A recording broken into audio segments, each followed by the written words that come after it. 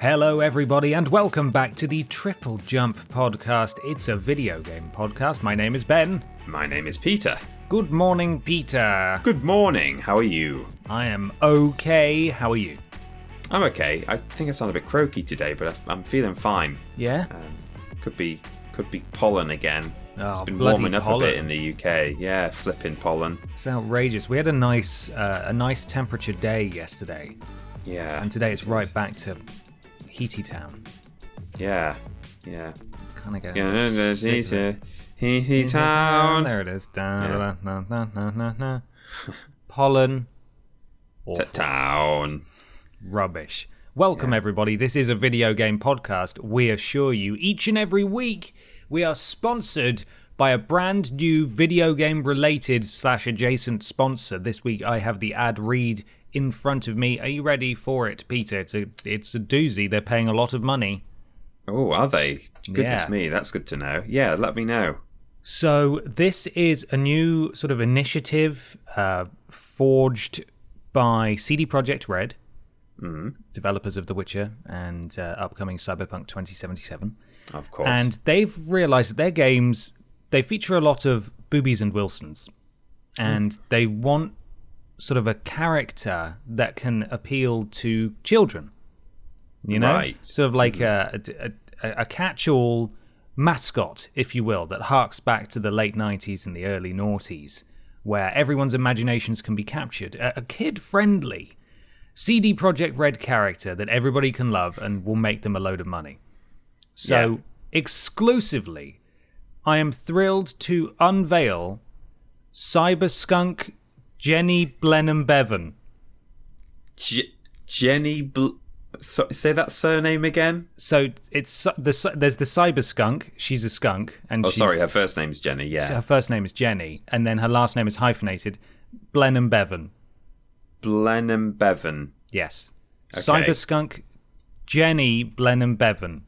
Jenny Blenheim Bevan. Yes, exactly. Do you see what they did there? I do see what they did there. Yeah. So are they putting Cyberskunk into an existing game / franchise, or is that a whole new IP that's going to, is it going to sort of spin off and become its own thing? Well, as it's for kids, obviously they can't play the actual Cyberpunk 2077. No, of course not. And so what they're going to do, as it's for kids, is they're going to make a free-to-play mobile game absolutely packed full of microtransactions. Right. And it's going to have a little message that pops up at the start, and it's going to say, make sure you're playing this on mummy or daddy's phone, because then you can buy the Cyberskunk gems, so Jenny Blenheim Bevan doesn't run out of energy, and she can go forever, right? Yeah, so because mummy and daddy have their credit card linked. They've got the magic plastic, haven't they, that makes Jenny not be tired anymore. And that's what you need. So that's the goal here. Cyberskunk Jenny Blenheim Bevan. It's going to be the star of a new mobile game for kids, and hopefully, we'll build a sprawling franchise off the back of that, films, merchandise, all that kind of stuff. It's very exciting. Could you spell Blenheim Bevan for me? Yes, of course. Blenheim is in palace. Right. Blenheim, and then Bevan as in founder of the NHS. Bevan. Right. Blenheim Bevan. Yeah. Perfect. Yeah, got it. Yeah. Well, it's a shame you've got it, because it's a load of baloney. It's not true. Oh, what? Come on. Yeah, I know. It seems so real, this one. God. It's a lie. We got you. We got everyone at home as well. No, of course, we are not sponsored by Cyberskunk Jenny Blenheim Bevan this week. We are, of course, sponsored by our wonderful patrons over Not this week. Not this, maybe next week. Wonderful patrons over at patreon.com/Team TripleJump, where for as little as 25 cents, that's about 20p a week, or $1 per month, you can support us and get the ability to ask questions on this show. We have other tiers available as well. There are different amounts of financial support, but it's all very much appreciated. And as I said, yes, you can ask questions for this podcast, and some people have done that, just like Paul Blenheim Bevan. Is Paul Bradford Brown. It's a hyphenated surname, a very good one. Paul Bradford Brown, thank you. Hi, dudes. in the previous podcast, you mentioned... Oh, hang on, Ben. Just one flopping minute. Oh, Where are we? Wait, that's a good point. Always happens. Where are we walking right now? I think we're walking through Cyberskunk Jenny's Blenheim Palace. Right. So that just a regular picture of Blenheim Palace, or is James going to have to make a cyberpunk No, style? don't worry about it, James. It's just Blenheim Palace. Maybe it's got a really big pair of shades on it. I don't know. You make it up. Right. Perfect. Maybe it's got like a nose piercing or something. That's cyberpunk, isn't it? It can take its arm off and just put something else on instead. Maybe the West Wing is made of metal. Mm-hmm. Yeah, okay. And has knives in it. I don't know. Yeah. Someone else who's made of metal and has knives in him is Paul Bradford Brown, who says... Hi dudes, in the previous podcast you mentioned about remasters and re-releases and how they could be a gateway to new fans of the games or franchise. Has this ever been the case for you? For me it was with Yakuza Kiwami. I'd barely even heard of the Yakuza franchise before it came to Xbox Game Pass, but now I've fallen in love with it. Oh, yes, Yakuza is fantastic. It's a very good series. Historically, has only been on PlayStation. I think maybe with Kiwami, or certainly one of the more recent ones, it's come to Xbox as well. So I'm glad that Xbox owners get to experience them because they're very good. Mm-hmm. Do you have one in particular? A remaster or a remake or a re-release? I've got sort of two that are kind of they qualify, but they're probably not exactly what people are thinking. What Paul is thinking about, and then I've got one more that's more of a proper answer. So, Uncharted, the Drake Collection, and The Last of Us, both of those I played for the first time on PS4 with their HD re-releases. Mm-hmm. Those were very much just simple remasters. They just been brought out in a nice shinier form, and really the reason I played them in that form is simply because I didn't have a PS3. I had a 360 and then went back to Sony again.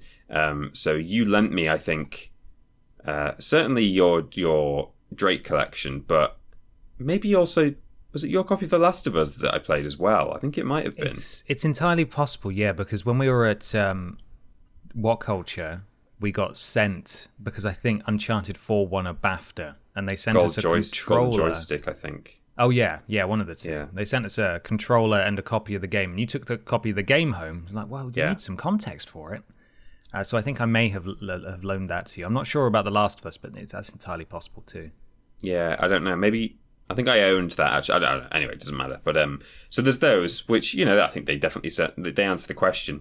But I think the biggest one for me was actually Crash Team Racing, which I had played a little bit on other people's PS1s, and even in the lead up to that game being announced and coming out, that the remaster, or the remake, I had played it. I think we did a What Culture stream at one point where we played a bit of it, or we'd done things like that. Maybe we'd done a tournament in it or something like that. So I'd certainly had a go, but I had never owned it. I'd never played it in full. And when CTR Nitro Fuel came out, thoroughly enjoyed that. I thought, finally, this is my opportunity to actually properly get to grips with this game, work out how you do this flipping weird boost drifting thing. I don't get, I never really had enough time in any one session to truly understand what was going on there. And now, obviously, it makes total sense to me. But I think that's probably the main one for me is Crash Team Racing, Nice. Nitro Fueled. Yeah. Nice. What about you? Most of the games that are being remade or remastered are games that I either have very little interest in or I played at the time. Mm-hmm. So a lot of the remasters are coming from PS3, Xbox 360 era, and if I was interested in them, chances are I played them at the time anyway. The remakes obviously are leaning more towards PS1 era games, and some PS2 games as well, but again, I either played them then or I'm just not interested, just not really that interested in playing the Crash Insane trilogy, just because it's not really my kind of game. But in terms of a remake that did, the only one I've got written down is Resi 2. the Resi 2 remake, because I of didn't play course. the original game. And as we'll talk about later, in terms of, I think we've got a question about games that we loved from a distance but couldn't play ourselves. Resi is very much part of that list. And as an adult who can now handle their spooks a hell of a lot better than they used to be able to, playing through that game in such a brilliant remake was sort of mind-shattering for me. Yeah. Like, it not only is it obviously a really good game, the original one, but the remake was phenomenal. And I think that is the shining example for me of a game that not necessarily that I'd not heard of, but it really kick-started my love for Resident Evil games and trying to play all the old ones and stuff. Of course, yeah. I'm the same with Resi 3. I mean, not in the sense that kick-started a love for it or anything. And we've talked about how the fact it's clearly not as good as Resi 2, but in the sense that I'd not played Resi 3 before, ever. I'd just sort of, seen videos of it, and I was sort of aware of loosely what the story was. But that was a really good one for me to finally just sit down and play at long last. Yeah. Nice. Well, there you go. It's time to move on, Peter. Oh, to a section. Yeah. That we talk about. Yeah. What? What? We. Yeah. Sorry, what? We. What? We've. Yeah. We've playing. Yeah. Oh. Yeah. Yeah. Yeah. Okay. Go. Okay. Yeah.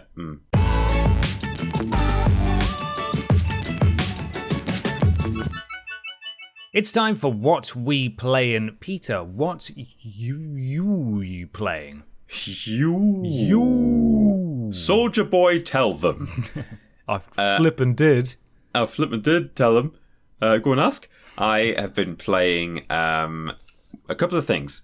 I started streaming on Monday, and will continue to do so. The original version of Crash Bandicoot 1. Whoa.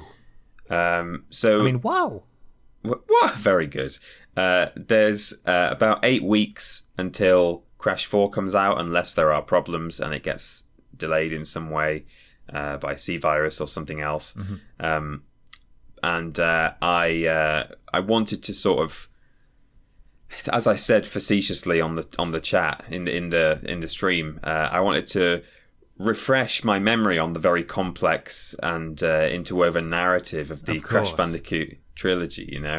It's not that I need catching up on that, but I think there's likely to be some interesting references and callbacks and Easter eggs and stuff in Crash 4, and so that's kind of what I'm going for. Is I want to make sure I've replayed every level semi-recently, and that I'm just I want to be able to truly appreciate Crash 4 for what it is, especially if you've put in any little callbacks and stuff. So and I thought, like, although I've played the Insane trilogy before on stream, we've certainly picked up a larger audience since then, and anyone who is interested in playing Crash 4 in our audience and hasn't played the previous games, then they can sit down and watch me play them for a bit if they like. So I figured it would take nearly 8 weeks, depending on what level of completion I was going for. And I started Crash thinking that I would be going for 100%. Mm-hmm. And then I just did so badly on the first level. I'd like to think it's because, unfortunately, my muscle memory has slightly switched over to the Insane trilogy, which has a bit more fluidity in the movements. The Insane trilogy movement is based specifically on Crash 3, because the 3 Crash games do all have slightly different controls, actually. Right. And the Insane trilogy has the Crash warped controls across the entire trilogy. So I was playing Crash 1 and really struggling with it. And towards the end of the stream, I'd sort of snapped back to reality. Oh, there goes gravity. Yes. And worked out, oh yeah, this is how you play this game. I remember now. I had this for years and years and played it all the time. And I managed to do the high road, that bridge level, and also slippery climb, that stormy ascent but not as bad level. I did them both back to back in a single life. I didn't die across either of them. Wow. Got the gems for both of them, and I was like, right, I can't now finish this stream without having 100%ed the first level of Crash 1 if I've just done 2 of the harder levels in the entire trilogy. So I went back, and the issue, what I'm talking about here is getting all of the boxes. You know, it's easy to get to the end of that level, but there's a bit where you have to like either bounce across a bridge or run across it with your triple mask form. And I just couldn't do it. If I was bouncing, I was like missing one box and falling down the hole. Or if I was running across it, I was just messing up the timing and like falling off. And it took me another like 6 tries to do that. But Really? I eventually managed it. But it was a bit soul destroying, really. Sitting down thinking, I'm a bit of a, I'm not a Crash master, but I feel like I'll be able to at least school a few people who are watching. Yeah. And I was like, in later levels, I was going off to like secret areas where you have to just do a leap of faith into a completely empty pit, and it like suddenly you land on an invisible platform and stuff. And people were in the chat were going, "Oh wow, I didn't know about this," but I just couldn't do the first level. It was, oh dear, it was really troubling. But outside of what I've been streaming and what people already know I've been playing, I've just been continuing yet again with my Skyrim non-stream run. All the more because I didn't do any Skyrim this week on stream, so I had even more of an itch to go back to the game and just carry on with my Khajiit, Lovely. who like stealing things. What's your Khajiit been up to? Well, not much. I found I can't remember if there's only one or if there are several, because I always seem to find this place, and I don't generally, or I don't go to every dungeon that I pass by. If you see something on your compass, but I found one of the dog fighting rings, which are pretty cool. So it's like you enter like what seems like a regular sort of cave or dungeon, but as you make your way down, it opens up into a very large chamber where there's like this little pit. With cages that have, well, they're wolves really, they're not dogs, and the wolves, it's clearly like a wolf baiting underground like illicit den where they're doing this blood sport that they shouldn't be doing, and there's like bags of gold everywhere and loads of like thugs who have come to watch the wolf fighting, and there's a bar. It's pretty cool. I really like that game. I think I can see how you and many others oversaturated themselves with it and can maybe never go back to it ever again. Right. But I appreciate the world that Bethesda built there in their buggy ass engine. Yeah, it's amazing. Yeah. Just imagine what they could have done. I know it's largely their familiarity with the tools that allowed them to make such an expansive world, but just imagine if they could make that world on an engine that looked not bad and ran well. Yeah, that would be amazing. I've had people like I think it wasn't this week. It was I played it the tail end of last week as well, where a guy had died in a doorway, and I was still sneaking around. No one had, I'd like assassinated this guy, and so I still the baddies didn't know where I was, and I closed the door behind me, and it closed on this guy. As in, the door was completely shut and the man was half on one side and half on the other, just clipping through it. And then when I opened the door again, he was stuck in the door and just flopping around. Oh, God, I love that one. I do remember having friends over when I was a teenager and playing Oblivion. Yeah. And we would intentionally... I think we were in... What's the Imperial City? That's the capital, isn't it? We were in someone's shop, made a mistake, loads of guards were coming in, killed all the guards, and we'd purposefully drag them into the doorways and would shut the doors on them so that their heads would bounce off, through the door like one of those, the ball attached to like a paddle on a piece of string, and you meant to just like bat the ball over and over again. It was like that, and I just remember that being the funniest thing we'd ever seen, and it was literally an hour of entertainment. I just remembered it happened to us in the zoo, didn't it? In the first episode, there was Giles the doorman. Oh, no, Giles. His arm was stuck in the door. He was like standing by the door and opening it for us. So bizarre. But who knows? When we see Elder Scrolls 6 in 7,500 years, maybe, in 2077. Maybe. Yeah, I think you mean Jenny, Blen and Bevan. I do. I think it'll probably be on the same engine, right? It has to be. I guess so. They're never going to learn, ever. No, never going to learn. Well, wonderful. I have been playing Cuphead, and never have I forced my way through a game with such sheer will of fury and attrition than I have with this game. Because, dear that hard? God, it's bloody irritating. Yeah, the thing that's most irritating about it, it's not like Death Stranding, where I was carried through that game on hate alone. I really like this game, but it makes me so angry to play it because it's so frustrating. And I think it's brilliant, obviously, you know, in line with everybody else's thinking. It's just like, sometimes a poor workman blames their tools, right? But there is definitely your success is definitely tied to an element of RNG. Like, you do have to get lucky with the amount of times this boss shoots at you this phase, the order in which the boss does their attacks, because they have one attack that could be cycled in, and sometimes they just won't do it, and so on and so forth. Right. And so I think there's definitely an element of skill, but also luck.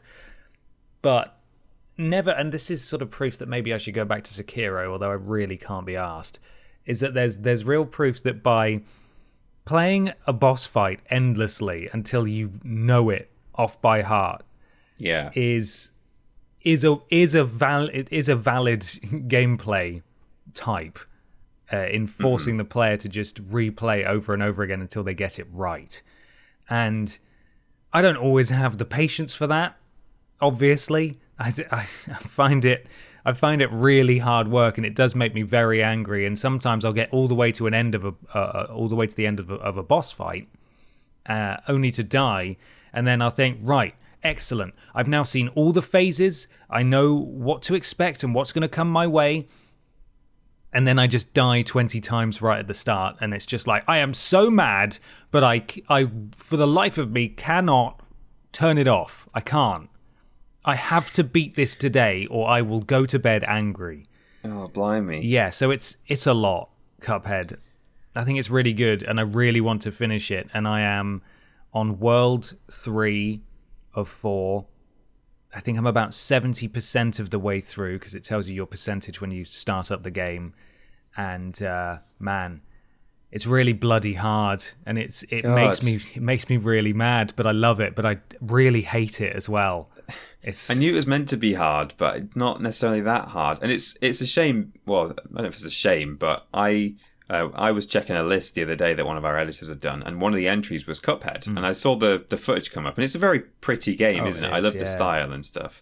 And it came up on screen. I was like, oh yeah, Cuphead's out. And I was like, oh yeah, Ben's been playing it. I was like thinking, I'd like to do that when I get back to Newcastle with my PS4. Like, I'll give it a go.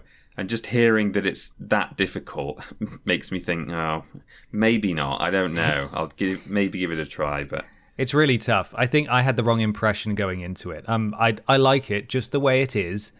Yeah. But I think I was expecting a sort of side-scrolling run and gun, you know, with an element of challenge.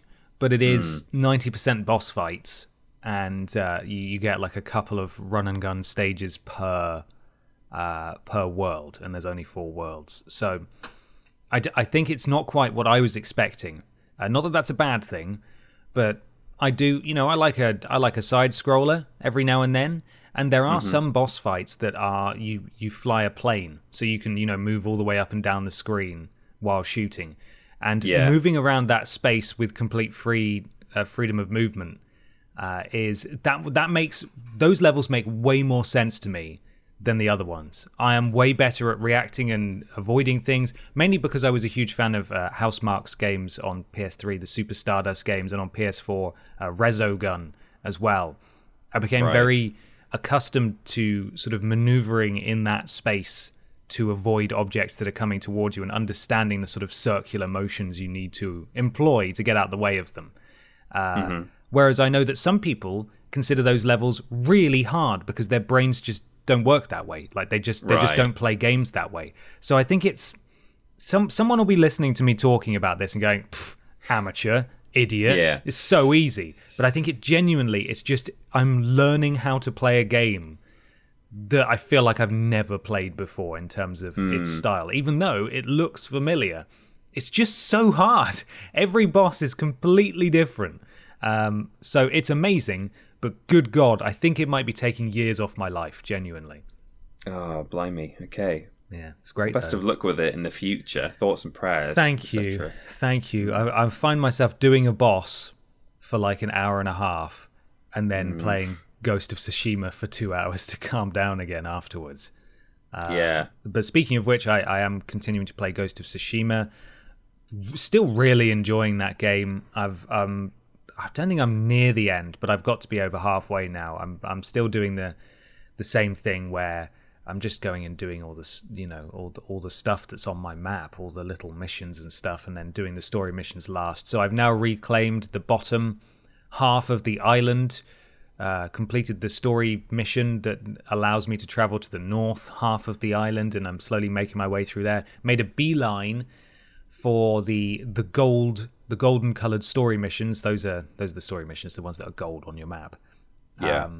Because it would allow me to reclaim my family's armor, and I was like, right, I want that. If I'm going to be running around this beautiful environment, I want to be wearing the coolest looking armor. So I just rode 4 kilometers in game in a straight line all the way to the very top of the map to do this story mission that was there. And yeah, it's cool. I like it. I really like it. I've been doing all the optional duels that are available too, where you can fight people one-on-one, and those are really good too. And I've got some tactics down now where nobody can stop me. I've got all the spinny moves that I've upgraded, and I look very cool with a sword, Peter. Very cool. Oh, yeah. I can believe it.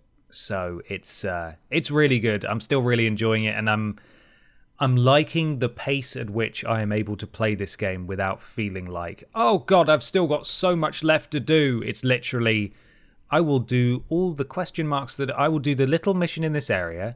I will capture this outpost. Once I've captured this outpost, that automatically deletes a large chunk of the fog of war that's on the map and will reveal any question marks of like points of interest there. I'll go complete all of those, and then that's it for the evening. Lovely. Oh. And it's great. You just do a little bit at a time, and I'm really, really liking it. And as I said last week, I think I'm enjoying it more and more. I think the more I hear myself talk about how I don't think it's going to be in the Game of the Year conversation, the more I think I'm actually going to be quite surprised come the end of the year that people really, really liked this game. And that I've seen some people say it's Game of the Year material, or not necessarily number one, but it should be in the top few. I think it should win some kind of award, even if only for artistic achievement, because it's very pretty. It's a very pretty game. So, yes, really enjoying that, and I will continue to play it. Good. Fantastic. Well, that leads us on to another question. This one's from Matty Manza. Yes. What does Matty say? Hello, handsome lads. Oh. Stop it. Stop it, Matty. Long-time listener, but first time joining the Patreon. Thank you very much, Matty. Thank you, Matty. What are some aspects of the gaming world that you guys miss dearly? I, for one, miss physical game guides and instruction manuals. Keep up the good work and stay being fast, my dudes. Thank you, Matty. Yes, game manuals disappeared in this generation. They just went. I think The Witcher 3 is probably the only example of a physical game I bought this generation that had a big old thick manual, and the box was full of goodies and a little thank you note from CD Projekt Red. Yeah. But yeah, the manuals have gone. I used to love manuals. I remember being enthralled. I mean, everyone's got that story of going into town, picking up a PS1 game, and then coming back on the bus or in the car and reading the manual before you got home. Yeah, all the way home. Yeah, so Final Fantasy VII had background on all the characters, and I was like, this is amazing. I haven't even met some of these characters yet. Brilliant. Had little character profiles. It's great. Yeah. It's funny that Matty mentions this because at time of recording, it's Thursday. I know this podcast comes out on the weekend, but tonight, at time of recording, a list is going out on the channel, which is 10... features lost to time, 10 video game features lost to time, and one of the very high ranking entries is physical game guides and instruction manuals. There we like go. It's literally both of them in a single entry, and the rest of the list is basically Matty's question, which is what else do we miss? That's incredible. So make sure you go watch that list. Also, it's worth mentioning actually that tonight there's a state of play from PlayStation. Confirms that there's going to be limited PS5 stuff there. It's going to focus mainly on PS4, PSVR, and a couple of PS5 games potentially. But obviously we won't be able to talk about it in this podcast. Yeah, true. So I mean, I'm with you two, you and Matty, on manuals and game guides and stuff. Physical bits and bobs you can touch in your hands, definitely. But also something from that list, spoilers, that I really miss: couch co-op. Yes, I've written that down as well. Split screen. Oh, there you go. Yeah, split screen. It's not completely gone, but it's certainly on its way out. Halo, in particular, went through a period where it wasn't doing couch co-op and split screen. I think it's actually coming back for the upcoming Halo game, or it may have even come back in the previous one, but I think there was definitely a stint where it wasn't there. Likewise, Call of Duty used to be a complete staple of that game, and then started to disappear from some of the games. So, and we've talked, I think we heard specifically from a developer. I can't remember if it was when we spoke to our friends at Gearbox or people who used to work at Gearbox, or if it's someone else. But I think we were talking about, like, so why is that a thing? Why can you not do split screen anymore? Or why is it being phased out? Is it just because they're trying to encourage you to go online? And it's not necessarily that. It seems that the issue is, and I've never thought about it like this, but then once it was said, I was like, oh, that makes total sense. The issue in some cases is simply that the console is doing everything it can to properly render someone's viewpoint in a single player game. Like you're getting close to sort of maxing out the resources of the console to render a single viewpoint like that in single player. If you then want to do split screen, yeah, all right, the sort of processing of like the physics and things, that's all only happening once, I'm sure, because you're sharing a world. But in terms of rendering, you're rendering the world twice. You simply are. That's how that's what it's doing. So you've got a screen split into 2 or 4, and it's going to be a bit smaller, I know, in each case. But the console is having to render the action twice, and that just because we're so ambitious nowadays, and games are so resource heavy. That's kind of the reason in some cases why it's had to be phased out, which is a shame. Yeah, it is. And that's absolutely the case. It's the very rare games that do let you do it sometimes. I remember Black Ops 4, the Blackout mode, which was their Battle Royale. And I've definitely spoken about this on the podcast before, but when I played that in split screen, the windows in the game were no longer see-through. They were opaque because it was too much effort to render it twice. So you were at a huge disadvantage in that you couldn't see if people were looking at you through a window. So not great, but I always appreciate the option when it's there. Yeah, definitely. And at least there are things where it's like single screen action. So you can still play Overcooked, or I think Little Nightmares 2 might be co-op, possibly. Their marketing has been very much like, oh, it helps to have a friend or whatever. So and they may well have actually confirmed it, but that, for example, I'm sure will just be 2 characters on one screen, which is not so bad. Right. All you're doing is rendering a second character. You don't need 2 sets of UI or whatever. Yeah. In terms of proper split screen FPS action or driving action as well, I'm sure has taken a back seat in terms of split screen. Yeah, it doesn't happen anymore. It's a shame. It doesn't. I've got a couple more here that are sort of definitely explained away by just convenience and just the world moving forward. So ultimately, I'm glad that we are where we are, but I still pine for sort of these nostalgic moments and how big they used to be. So, firstly, not charging controllers was nice. It was, wasn't obviously, it? we've got the convenience of no longer having to be wired in or sitting a certain distance from the TV. You can sit wherever you want now. But certainly, having controllers that die on you after a while is a bit rubbish. Yeah, that's true. The other one is magazines. Now, I know some magazines are still around, just about. And obviously, we get all the information we need beamed directly into our eyeballs from Twitter and various news websites now, or just Twitter, because the news websites are on Twitter and social media. Yeah. But it felt huge getting a new magazine back in the day.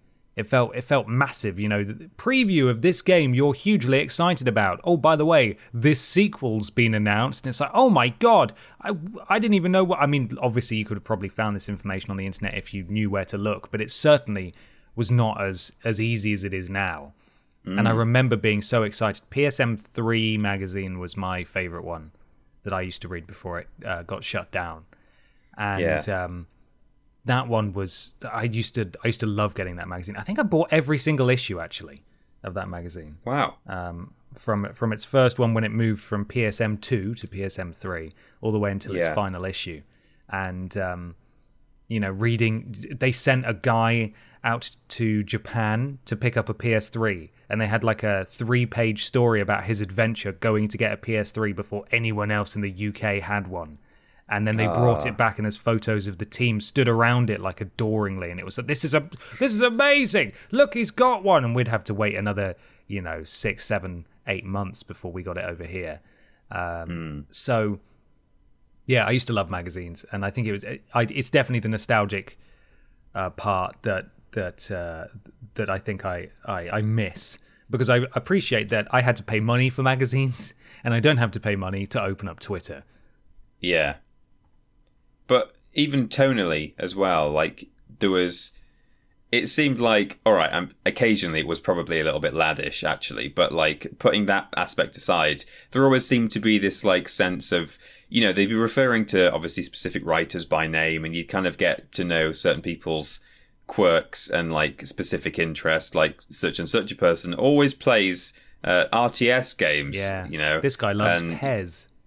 Yeah, and you would kind of feel like you knew this like bunch of guys and or girls, there was, and it used to be, again, probably wouldn't happen nowadays if magazines were still going as they once were, but I don't know. Sometimes it would be like some of the humor would be a little bit close to the bone, or like not quite politically correct. No, absolutely. There was a lot of stuff. I think Cadigarus made a really good video recently going through a load of old magazines, and they've aged horribly. They were very male skewed, very sexist. They've not held up well at all. Yeah. And no. But as a boy of a certain age, I don't think I even registered that, which was definitely part of the problem. That's part of the problem is that I had no idea that this was a bad thing. But I certainly didn't emulate any of that behavior in real life. I think it made me... I was just there for the games, really. I didn't really care about anything else. Yeah. But, it's definitely... It's an artifact from a different time. And in some ways, it is... It's certainly... There's a nostalgic aspect to it. Definitely. I'm not glorifying the sexism. I'm not saying I'm nostalgic. No, absolutely for when it was not. It's just the magic of getting a book every month that you wanted to read. Yeah, exactly. It's crazy. Yeah. And would maybe have a demo disc with it as well. Absolutely. Yeah. The free treats. I actually bought, and I'm probably going to do the same when the PS5 comes out. I bought the special edition official PlayStation magazine celebrating the launch of the PS4, and I just popped it in my PS4 box. So I've still got that somewhere sealed, as a little memento. So assuming an official PlayStation magazine is still around in a few months' time, fingers crossed, they'll do a special on PS5, and I'll buy that too. Oh, lovely. It's nice. Yeah. Well, that was lovely to talk about, but here's something that may not be so lovely to talk about, because it's weird. Although sometimes weird things are good. But that's okay. I don't know where I'm going with this, Peter. What are we doing? We're doing a section called Weird News. I've got mine. I noticed that you didn't seem to be reaching for yours, but I didn't want to interrupt the excellent impression. The verbal diarrhea, yeah. Okay, I'm ready now. What are we doing? We're doing Weird News.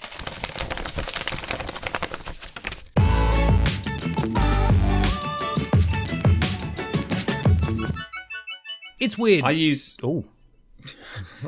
the same letter that's been sitting on my desk for ages from my building society every time we do the Weird News Shuffle. Oh, yeah. And it's slowly becoming more and more sort of wavy and crinkled over there. Do you want to give us any deets on your building society there? I think it's just an annual... I can't remember what this is. Here's your yearly reminder about your Help to Buy ISA. Oh, great. Yeah. Does it say you'll be able to buy in roughly 2043? Yeah, it says when whatever that joke was about that game coming out, when that game comes out, I'll be able to buy a house. Nice. I can't remember what it was now. You talking about 2077? No. You said something about a game coming out in like a million years' time, and I said, maybe 2077. Elder Scrolls 6. Yeah, that was it. Yeah, when go. Elder Scrolls 6 comes out, you'll be able to buy a house. So we got there in the end. Very good. I've got a very smooth way. My piece of paper has is slightly stained by fish tank water that has spilled on it from time to time. No. It's got a postcode on it, some details about Barbara Pierce from Here Comes the Pain when I was remaking her in SmackDown versus Raw. She's 6'6". I don't know if you knew that. Is she? Yeah, she is. She's 6'6". Wow. And I've got the answers to a quiz we did on Podiots from a while ago. Right, That's still just my sitting paper. there. And clearly, a test of the pen's ink. Nice little scribble. So there we go. Oh, lovely. Yeah, excellent. love that. Welcome to Weird News, everyone. It's where we talk about some weird news. Peter, do you have some weird gaming news? I've got some fairly weird news. I found it a little bit dry this month or this week. Did you? Yeah. I mean, admittedly, I didn't look too hard, so I just went with something that I was already kind of aware of, which is weird, but not in the, not in our usual. Whoa! I can't believe a streamer got hit in the face by a raven or whatever. Yeah, a magpie. Yeah, because actually what I did was I don't do this every week, but sometimes I go out of my way to not look at Kotaku because I feel like, I don't want this to just become the section where we read Kotaku articles.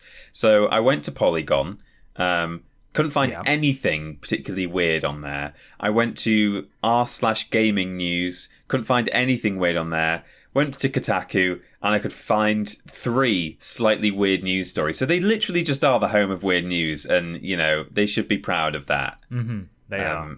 So, in any case, PSP owners, check your batteries. Are they doing the explodes? Well, we'll find out. This is by Brian Ashcraft on Kotaku.co.uk. This weekend on Japanese Twitter, PSP battery started trending. Owners of the Sony handheld began noticing that the batteries were swelling up and in some cases bursting open. Whoa. The original PSP 1000 and later Slim models are reportedly experiencing battery swelling. The PSP first launched in 2004 in Japan, and as IT Media points out, the other handhelds might have been collecting dust. The older handhelds might have been collecting dust. Perhaps neglected unplayed PSPs. What am I doing here?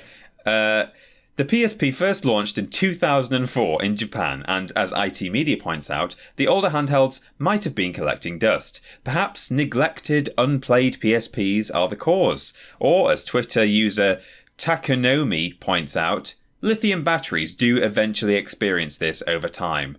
There are then lots of embedded tweets in the article showing photos of people's bulging batteries.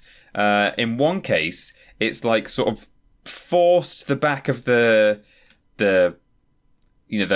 plastic slidey bit that slides on and off to cover the battery. That's been like pushed out. Mm-hmm. I'll send you the photo in Slack, but the article will be available in the link dump, of course. Oh, look at that. But it's physically deforming the console.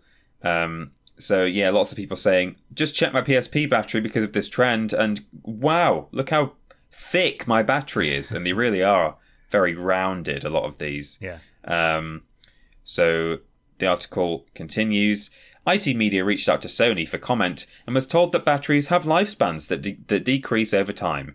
Please refrain from using the PSP when the battery has experienced swelling, stated Sony, adding that the handheld should not be used without the battery cover. Be sure to check your batteries, says Brian.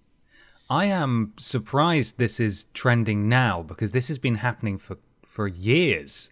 Maybe it was the original PSP, because you say it's the new ones, the PSP 1000 and the Slim one. So maybe people who own those ones are just experiencing it. But certainly, PSP batteries have been expanding for several years now. I've been aware of it for some time. And yeah, it forces the back of the PSP open.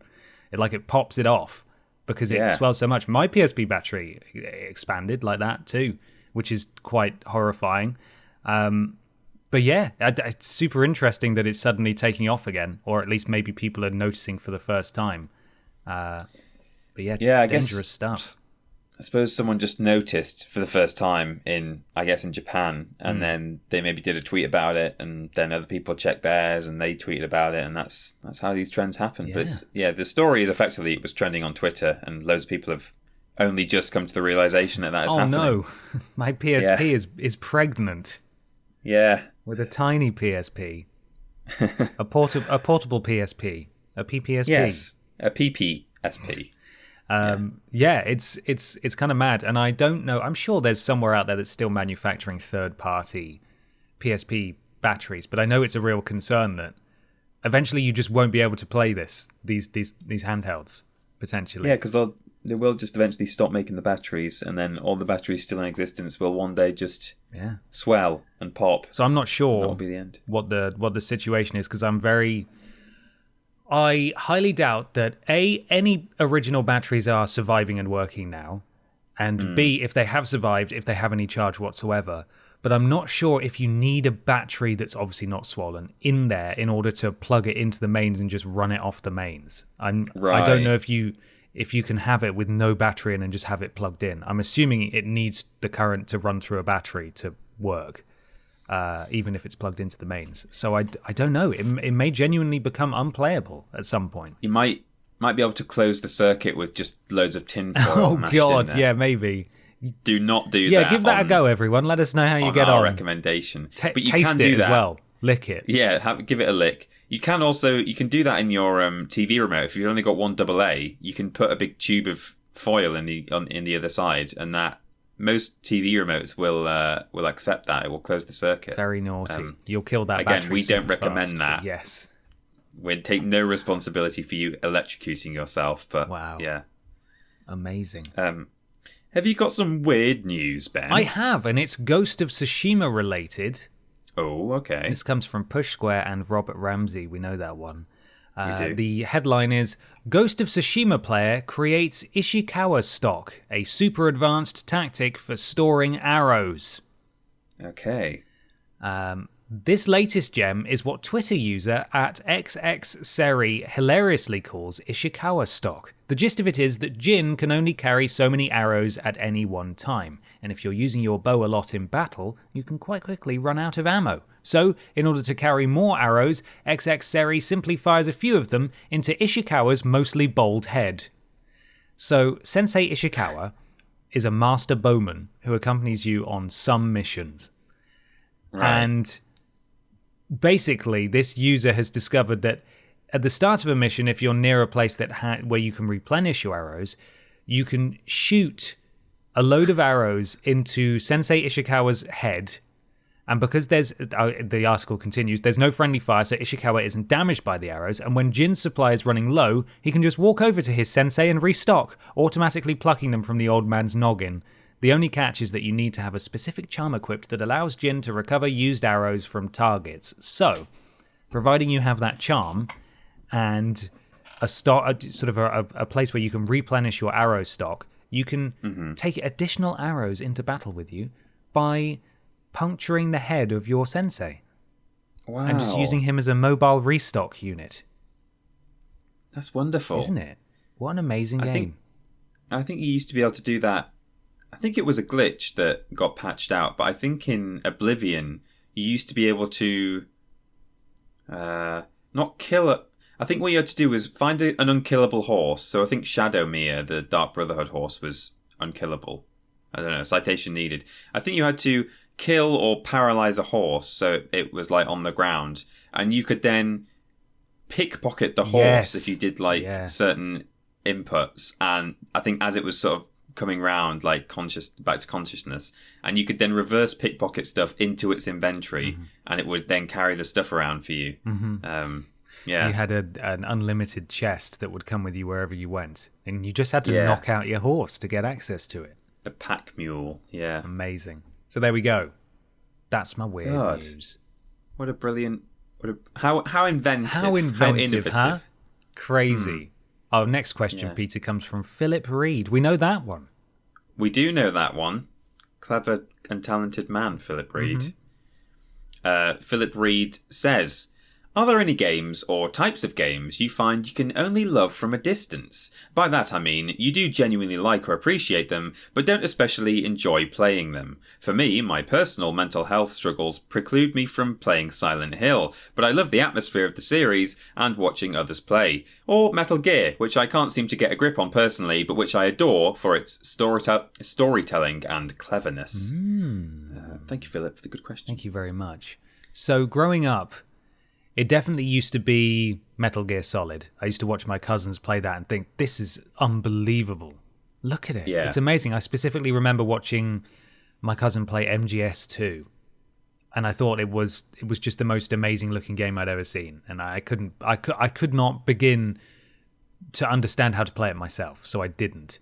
But actually, going back to Paul Bradford Brown's question from the start of the show, the Metal Gear Solid collection on PS3 is how I experienced Metal Gear Solid 2 and 3.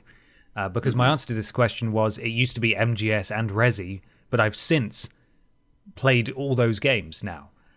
But certainly I used to have to only admire them from a distance. But to give a more literal answer, fighting games, I cannot fight in games, and I like to watch people be good at fighting games, but I will never fight in games.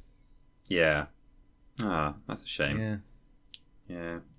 I fighting games, it always sort of takes me by surprise every time I sit down with a fighting game that's not either Tekken or Soul Calibur, or I guess maybe some of the other Namco fighting games are probably similar. I guess them being Namco games is why they are similar. But I sit down with Mortal Kombat and I'm like, I just can't play that at all because the control scheme is so different. The way that things work. You know, with Tekken, you effectively have one limb mapped to each face button. And then by combining buttons in a certain way, it'll pull off different moves.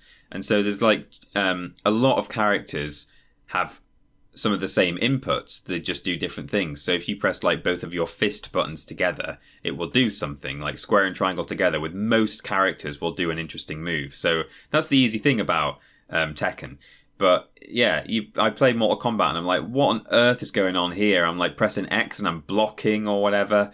So yeah, I'm the same outside of a certain a select few fighting games, which I think I'm okay at. I just can't do them at all. Yeah. Injustice as well. I just had no idea what was going on. Yeah. I got all right at playing as Nightwing in Injustice, but only enough to scrape through the story in the first game. Yeah. And I got really good at PlayStation All-Stars Battle Royale as well, playing as Cole. You know, the fighting game everyone loves.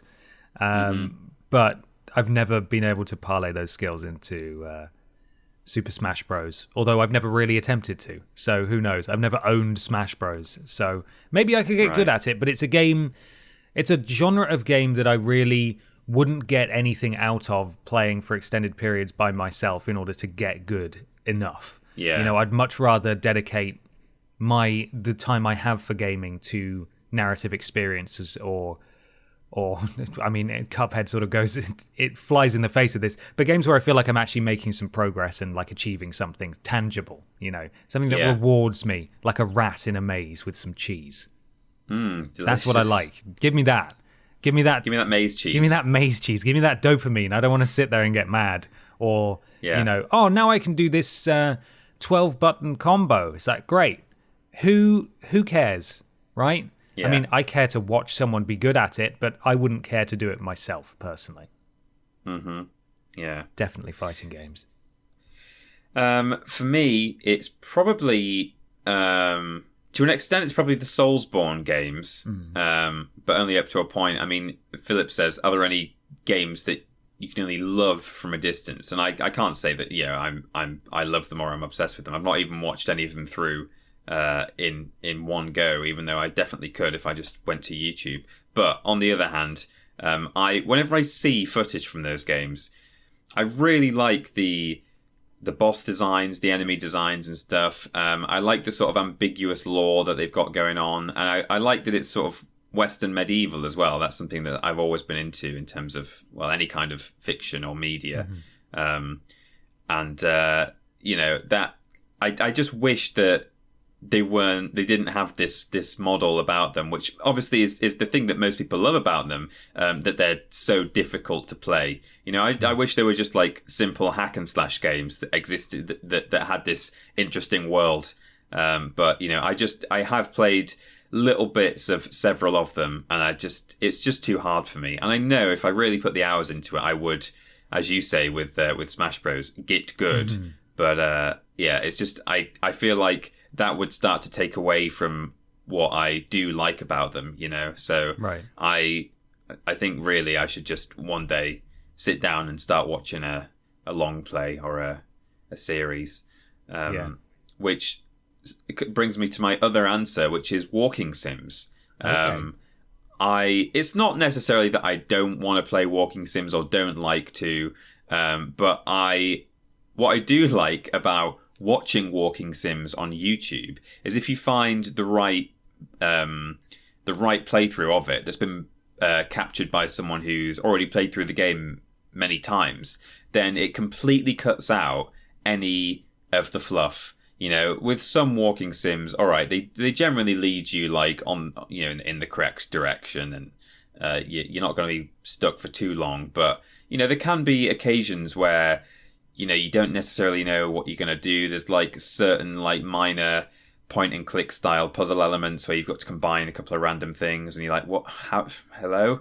But I remember I watched Everybody's Gone to the Rapture. I watched that in full. I think it was Kim Richards' playthrough actually, and really enjoyed that. And I've since played the game properly. But also Firewatch. I've not played Firewatch. I've just watched it on. on YouTube, and it's just nice to sit down and just appreciate, because that's the good thing about those games is they're not really built for the gameplay anyway. For the most part, so you're not missing out on that kind of that part of the experience that you would miss out on if you watched. I don't know, for example, Crash Team Racing on YouTube. Like, that's not going to be as fun to just sit and watch as having it in your hand. But you're not missing out on too much by watching a quote unquote walking sim. You're still going to get the story and the characters and the visual beauty. So I appreciate them just as much, if not more, as an audience member rather than a player. Okay. And did you say you were the other one was sort of Soulspawn games? Yeah. I think what you need, and I'm not saying we need to do this because, we have limited time as it is, but certainly what helped me was having a chaperone. Like, all my favorite experiences in those games have come from playing in co-op with my friends. Yeah. And you need someone who can just take you through it, because not only will you have fun, way more fun, but you'll also have backup, and you'll be able to share the stories. Like, that is how I recommend playing those games for the first time to people who want to get into them but can't. If you can get a friend who's played it before to just sort of guide you through it, that's how it worked for me, and I've not looked back since. And it was oh man, what a series of games. Yeah, no, that's how a fair few games work. I think that particularly if there is that sort of difficulty aspect to it, it just helps to have someone help you out, I guess. Yeah. Or give you some pointers. Even if it's not a multiplayer game, if you've just got someone sitting on the sofa next to you who's played the game before and says, "Oh, now you want to do this," and that can make all the difference. So yeah, I think you're probably right. Well, if I were to act as your chaperone in a Soulspawn game, I would be a big guide, wouldn't I? I'd be a big guide, I see. Right? I'd be a big guide. So now it's time to move on to the big guide. Big guide. It's big guide time.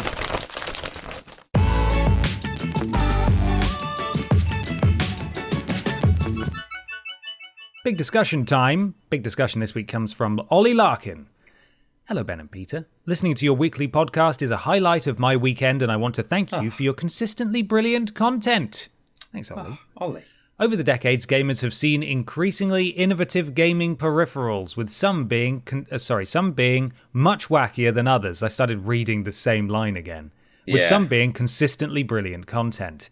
A few peripherals can make a big initial impact, but their popularity tends to fade over time. The Guitar Hero instrument, iToy camera, Wii Fit board, light guns, and multi-taps spring to mind. What are your fondest memories of using gaming peripherals, and what would you consider to be the most impactful peripheral? P.S. I think Brian Butterfield's Butter Tendo deserves an honourable mention for its groundbreaking and ultimately flawed innovation to gaming.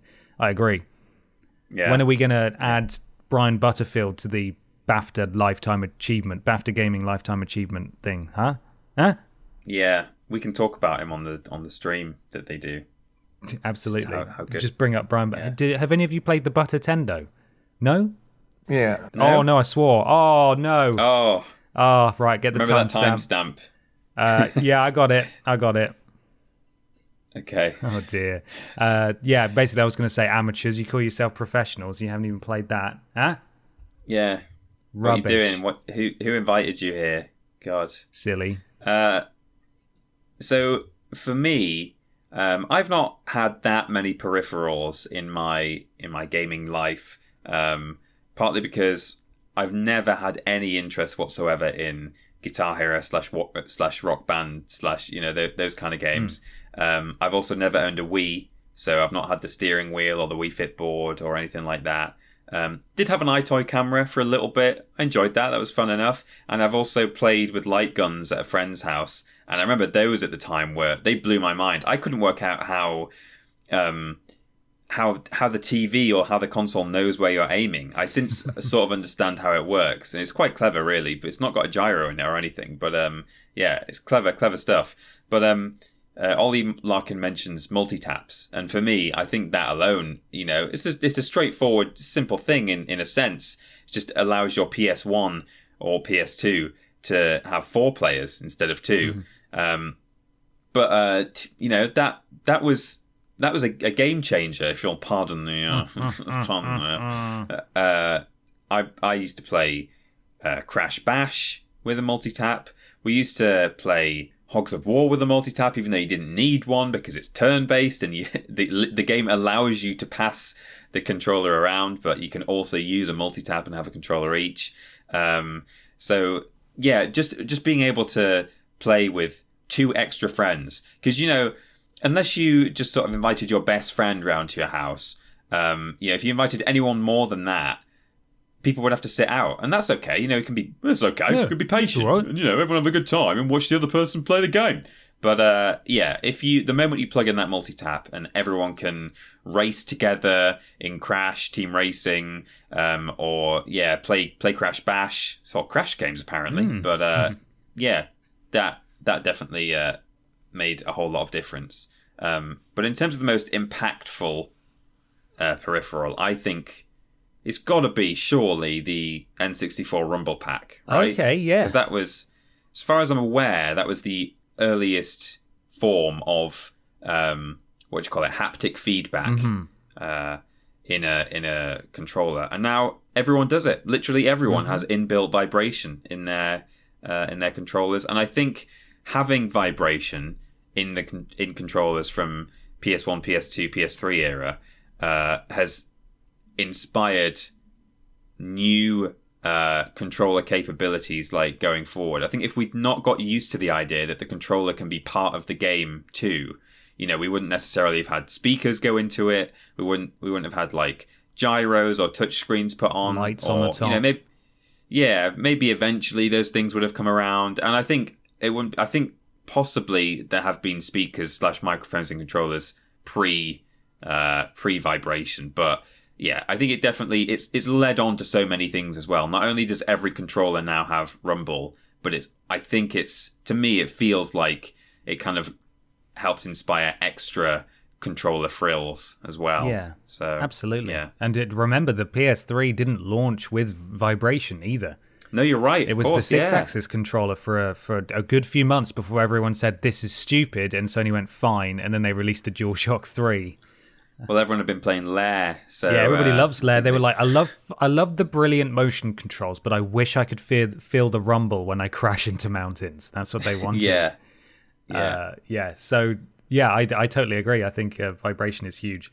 A lot of these peripherals, gimmicky things over the years, it's largely they just get outdated with time, don't they? I think rather than popularity fading because people are sick of them, I think it's just genuinely like technology moves forward onto the next better thing. It doesn't mean all of them are sensible.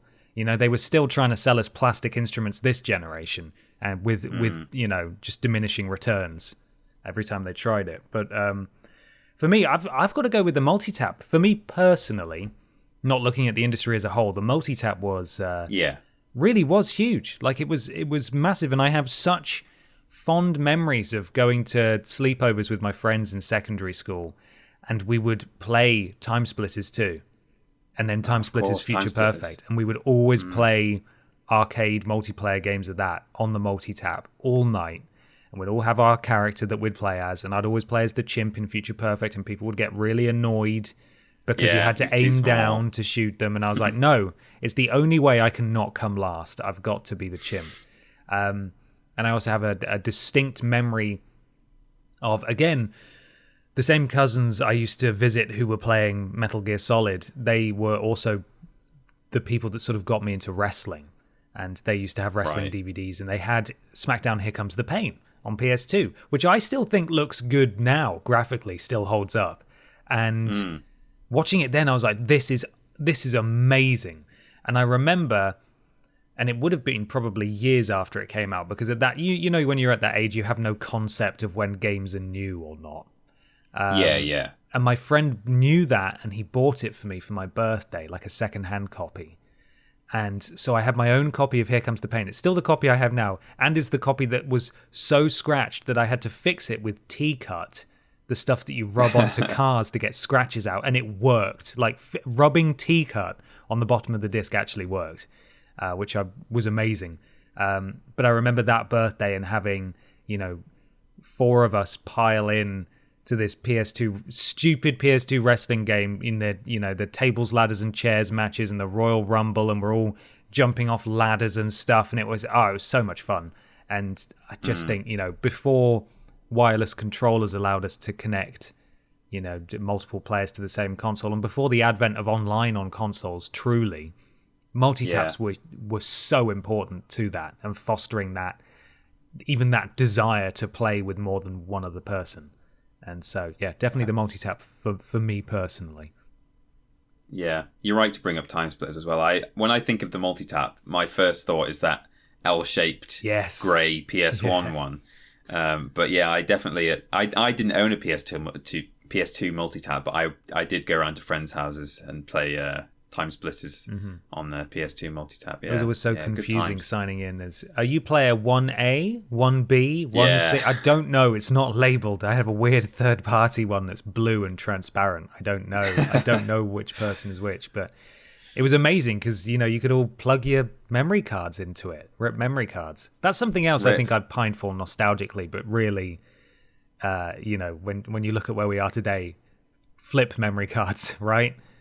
Who wants to worry about that when you can have it all saved and backed up on the cloud? I mean, that's true, but in some ways it was easier to just take your save data to someone else's house when you literally just had to, 2 minutes before you walk out the door, yank your memory card out the console, rather than I must remember to upload that if it's not uploaded already. So there's definitely a benefit to that, but yeah. And, they had the cute little icons, the 3D icons when you went on the browser. They were nice. It was nice having save data that was, a megabyte rather than, some games have, their save data is huge. I think I remember, hopefully they'll change it when they come back from their much needed hiatus, but certain wrestling games, all of your custom created stuff, rather than being saved to game data, to the hard drive, it was saved to the save data. So the save data was like several gigabytes in size, and it was ridiculous. God. And obviously you've got Elder Scrolls games where it just gets bigger and bigger every time you play it. But yeah, man. It's a very nostalgic episode this time. It is. But that's mad, though, isn't it? Thinking that save data now can be gigabytes. And it used to be, the entire memory card used to be, what was it, 8 megabytes, the memory card, I some think? was 16. Yeah. God. Crazy. Wild. Crazy. Yeah. But let us know what you think is the most important peripheral, or maybe just to you personally in the comments, and also everything else we've spoken about. If they don't want to leave a comment, which, I mean, why wouldn't you? The comment section is always just a hive of lovely, wonderful people where everyone gets along and is polite to each other. How would they find us and get in contact, Peter? We're available on social media at twitter.com and facebook.com/Team TripleJump. Luke Eldon looks after our social media on Facebook, so you can get in touch on there. If you do want to do comments, though, youtube.com and twitch.tv/Team TripleJump is where we do our videos and streams. And when we stream, we're looked after by Lord Brotovich, Cecil Prumps, as well as Madsterdactyl and Trowling Badger now. Excellent. We've got a Patreon. Patreon.com/Team TripleJump. All kinds of rewards, such as asking questions on this very podcast and getting Worst Games Ever early. Also an exclusive room in our Discord, but there's other rooms too at bit.ly/Team TripleJump. And Discord is modded by Jack and Joe. The audio version of this podcast, if you're watching on YouTube, is available at play.acast.com/s/TripleJump. We've got a website, triplej.mup. Got a careers tab, which currently has no careers, but keep an eye on it. And all the live stream VODs are available at triplej.mup/VODs, or just YouTube TripleJump VODs. You'll find it there too. Absolutely. You can follow Peter on Instagram and Twitter at @ThatPeterAustin, and myself just on Twitter at @confused_dude. We do lists every Tuesday and Thursday streams, every Monday, Thursday and Friday. Thursday being the joint stream, Blaze It on YouTube. Monday and Friday being on Twitch. Limited schedule this week because I'm disappearing this afternoon, so I won't be streaming. So there's just a Peter stream this week. Worst Games Ever is fortnightly, Friday for patrons of a certain tier, Sunday for everyone else. The podcast is every Saturday, and we do shows one every other week. Please leave a review on iTunes. It helps something to do with Al Gore's rhythms. Now, this week, Peter, quite a full-on one this week. There's an episode of Worst Games going out, so Friday would have been for patrons and for everybody else. Tomorrow, if you're listening on the day of release.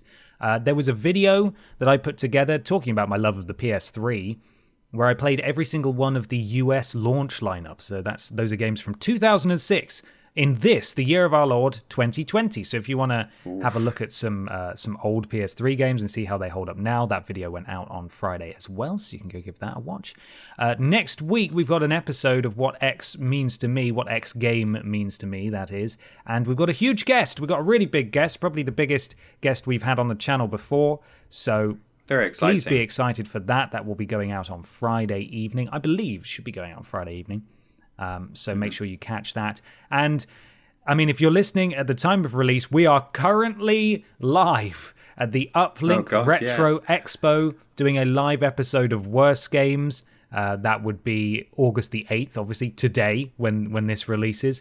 And we've been live since 4 p.m. So I know it's too late for you to join in, but retroactively, we would like to thank Uplink for having us, and I'm sure it was a lovely time. And if you did come along and get tickets to come and watch the live show, we hope you enjoyed it. Retrospectively, I think you mean Retro Expo, Lee. Oh, you're right. I do mean that. I do. Yeah. Anything else you want to say before we go, Peter? No, I just want to ask you to remind us all about our fantastic family-friendly sponsor this week. Certainly. It's the new gaming mascot for kids from CD Projekt Red called Cyberskunk Jenny Blenheim Bevan. And that will be why are you laughing? That will be a mobile game exclusively available on Mum's iPhone. Yeah, just Mum's. A gift note from Mum. A gift note from Mum. And you've got to be under 12 to play it. That's a rule. That is a rule. Oh. It's going to fund the multiplayer for Cyberpunk 2077. That's a real sponsor, and that's a real character, and a real game. All coming very soon. Yeah. Right, we're going to go now. Enjoy the rest of your weekend. Thank you so much for listening, and take care of yourselves. Bye! Bye-bye!